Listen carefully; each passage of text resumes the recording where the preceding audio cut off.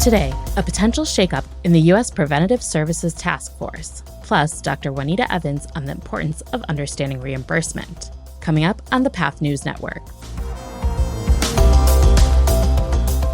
This is the Path News Network Daily Edition, powered by the College of American Pathologists. I'm Daphna Farkas. It's Wednesday, August 13th. Here are the latest headlines. Health and Human Services Secretary Robert F. Kennedy Jr. may be shaking up the membership of the U.S. Preventive Services Task Force. The USPSTF makes recommendations that determine insurance coverage for screening services. The potential changes at the panel come just 2 months after the Supreme Court upheld the panel's legal authority. Now, some experts are concerned that access to preventative care may be limited. The CAP will continue to provide updates on the USPSTF as more information becomes available. For Dr. Hansini Laharwani, CAP membership opened professional doors, from national speaking to shaping policy. As an international medical graduate and woman in medicine, she credits the CAP with amplifying her voice. The St. Louis-based pathologist says membership is a source of mentorship and leadership. Want to elevate your career? Learn how to join the CAP in the show notes.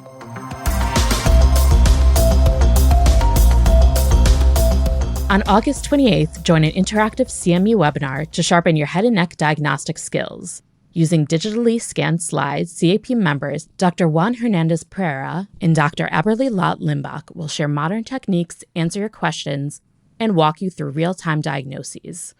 It's designed for surgical pathologists with up to 15 years experience who want to avoid common pitfalls and apply practical, proven approaches. Register through the link in the show notes. And finally, we're a month out from this year's CAP annual meeting happening in Orlando, Florida. CAP 25 will offer pathologists over 75 unique courses and over 90 CME credits. Joining us now is Dr. Juanita Evans, chair of the Practice Management Committee, to discuss one of those sessions. At CAP 25, you'll be leading the course. It's the Reimbursement Circle of Life, along with Mr. Al Sermon. This meeting has lots of courses covering the hard science. Why is this session important? I think as pathologists, we know we have to stay up to date with the latest developments that may affect the way that we practice. And it's an easy correlation that we need to refine and update the diagnostic criteria.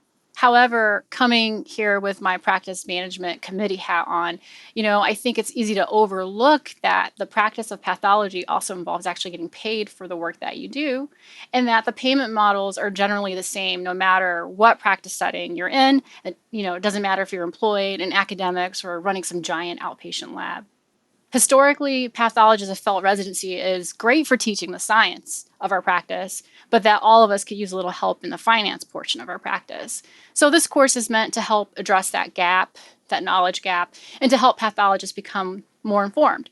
So, once again, no matter what setting you're in, I think you might find yourself in charge of departmental budgets, making decisions on when to bring in new equipment or staff. So having a solid foundation in the reimbursement cycle can help you work with your practice management partners to ensure that you're getting paid for the work that you're doing. What can pathologists learn about reimbursement at CAP 25 that they won't get elsewhere? This course, I think, is important and unique because it's a partnership between myself as a pathologist and Mr. Sermon as a practice manager. We aim to show you how you can work together with those teams to create the best financial results for your department.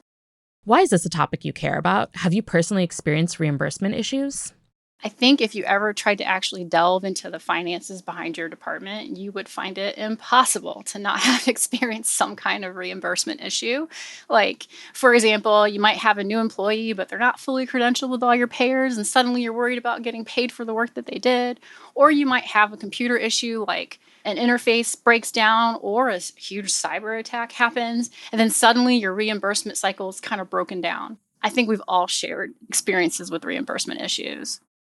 What have you personally gotten out of previous CAP annual meetings that make it worth coming back? I love learning from and with a body of my peers.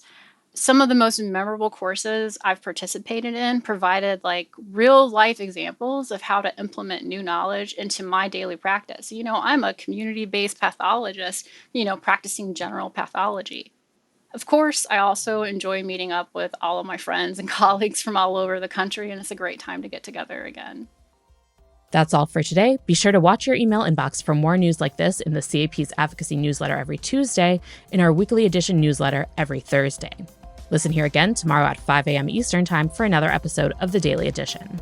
Also, get the news delivered to your podcast app each morning by subscribing to this show. I'm Daphna Farkas. Have a great day.